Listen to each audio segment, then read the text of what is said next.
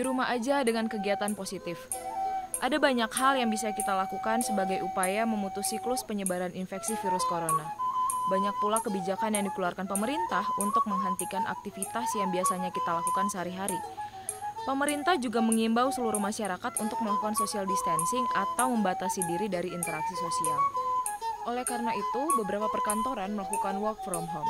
Perguruan tinggi, sekolah dasar, dan taman kanak-kanak pun melakukan sistem belajar online di rumah. Langkah ini dinilai sangat efektif untuk mengurangi penularan COVID-19. Terlebih lagi, aktivitas orang dewasa dan anak-anak di luar ruangan bisa meningkatkan resiko terpaparnya virus. Itu sebabnya hal ini diharapkan diterapkan oleh semua kalangan, mulai dari mereka yang menjadi ibu rumah tangga, pedagang, pelajar, maupun yang bekerja di kantoran. Bentuk dari social distancing ini tentu bisa kita mulai dengan tidak mendatangi tempat keramaian seperti mal, tempat rekreasi, taman, acara besar yang dihadiri banyak orang, ruang publik, dan tempat lainnya. Social distancing juga termasuk menjaga jarak minimal 2 meter dengan orang lain, serta tidak melakukan jabat tangan atau berpelukan saat bertemu satu sama lain, mengurangi aktivitas di luar rumah dan keluar seperlunya saja atau bila tidak terlalu penting. Disarankan untuk tetap di rumah saja. Bagi mereka yang terbilang sering menghabiskan waktu di luar rumah, tentu akan menganggap hal ini sebagai sesuatu yang asing. Sebagian juga akan merasa bahwa ini hal yang ditunggu-tunggu dari lelahnya bekerja setiap hari. Hal ini dilakukan untuk mengurangi interaksi dengan banyak orang di luar rumah, karena virus ini bisa ditularkan melalui banyak media atau ketika menyentuh benda yang sudah terpapar virus oleh si penderita. Banyak kebijakan yang sudah dikeluarkan terkait memutus rantai penyebaran virus tersebut. Segala aktivitas yang diberhentikan selama 14 hari ke depan atau bahkan mungkin lebih. Tapi pemerintah mengimbau agar kebijakan libur ini digunakan sebaik-baiknya dengan melakukan kegiatan di rumah aja. Bukan berarti setiap aktivitas sebelumnya ditiadakan, hanya saja dilakukan di rumah atau ada juga yang menjalankan sistem online untuk pekerjaannya. Tapi tetap saja ada yang memakai waktu libur ini untuk liburan bersenang-senang dengan keluarga dan kerabat di tempat umum yang seharusnya dihindari. Tidak gampang memang untuk mengisi kekosongan waktu dengan berada di rumah. Namun bagi mereka yang selama ini sering melakukan aktivitas untuk menghabiskan banyak waktu di rumah menjadi sesuatu yang biasa-biasa saja.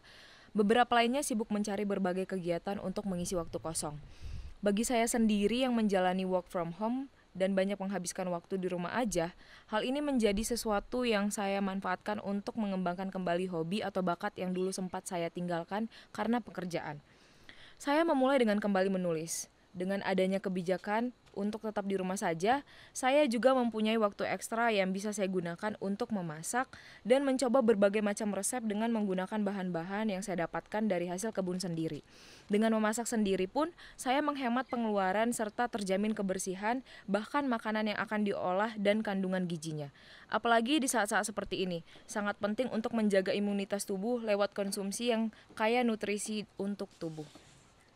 Sebelum menghabiskan banyak waktu di rumah, saya terhitung jarang sekali olahraga. Tetapi setelah kejadian ini menjadi lebih memperhatikan kesehatan, mulai dari mencari-cari hal atau topik terkait kesehatan dan olahraga. Saya memulai dengan hal kecil dan ringan yang bisa saya coba dipraktikkan di dalam rumah dan mulai rutin sampai beberapa hari.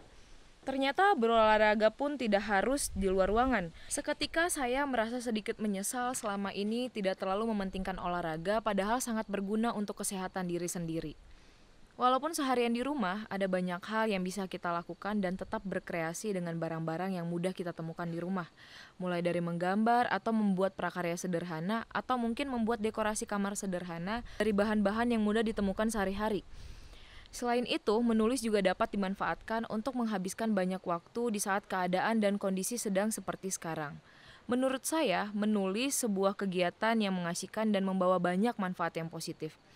Ada banyak hal yang bisa kita tuangkan di dalam tulisan, banyak cerita dan kisah yang bisa kita bagi kepada banyak orang. Melalui pengalaman dan kegiatan kita sehari-hari, hal itu bisa menjadi motivasi kepada pembaca. Sambil bekerja di rumah, waktu luang yang tersisa dimanfaatkan dengan menulis sesuatu yang bermanfaat kepada diri sendiri dan orang lain.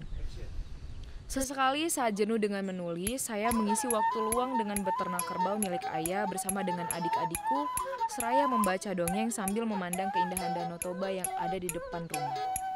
Terkadang muncul rasa jenuh dan bingung mau ngapain, sementara kita tidak tahu sampai kapan keadaan akan kembali normal dan kita bisa kembali beraktivitas seperti sedia kala. Bekerja di kantor atau di mana saja, olahraga, piknik, kegiatan sosial dengan orang banyak, bertemu teman dan sahabat sambil membahas banyak hal dan persoalan. Sebuah kerinduan yang kadang terasa sesak di perasaan. Memang di hari-hari pertama menjalani di rumah aja masih belum merasakan kebosanan.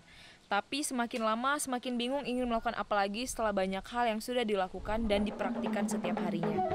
Tak bisa dipungkiri bahwa kegiatan-kegiatan tersebut adalah hal yang jarang sekali atau mungkin bahkan tidak pernah kita lakukan jika keadaan tidak segenting saat ini. Kita harus menyadari bahwa ada hal-hal baik yang harus kita syukuri dari keadaan dan kondisi yang menimpa bumi pertiwi saat ini. Melalui pandemi ini, kita melakukan banyak hal-hal yang positif, mempunyai waktu untuk diri sendiri dan keluarga. Kita juga lebih memaknai setiap hal, peduli terhadap orang-orang dan benda-benda di sekitar, lebih menjaga kebersihan dan mementingkan kesehatan diri dan orang-orang terdekat. Banyak hal baru yang kita coba untuk membunuh kebosanan menunggu situasi kembali normal. Dari hal yang kita anggap biasa-biasa saja, tetapi kita tekuni. Siapa tahu hal yang dimulai dari kegiatan membunuh bosan bisa berubah menjadi jalan terang menuju karir yang cemerlang. Karena tulisan kita nanti akan menemukan takdirnya sendiri. Keadaan saat ini memang membuat segala aktivitas dan kegiatan kita terbatas. Tapi minimal kita telah berusaha melakukan hal positif selama di rumah aja. Rasanya masih seperti mimpi adanya gerakan di rumah aja. Tapi inilah kenyataan yang harus kita terima dengan lapang dada. Sulit memang, tapi mengeluh juga bukan solusi. Buku ini saya persembahkan untuk siapa saja yang terkena dampak di rumah aja agar segera bangkit dan lakukan apa yang bisa dilakukan. Tetaplah produktif meskipun keadaan tak kondusif, karena terkadang kita bisa melompat lebih tinggi setelah ditekan dengan sangat kuat. Oleh Deborah Angelia Cepardosi, Horas.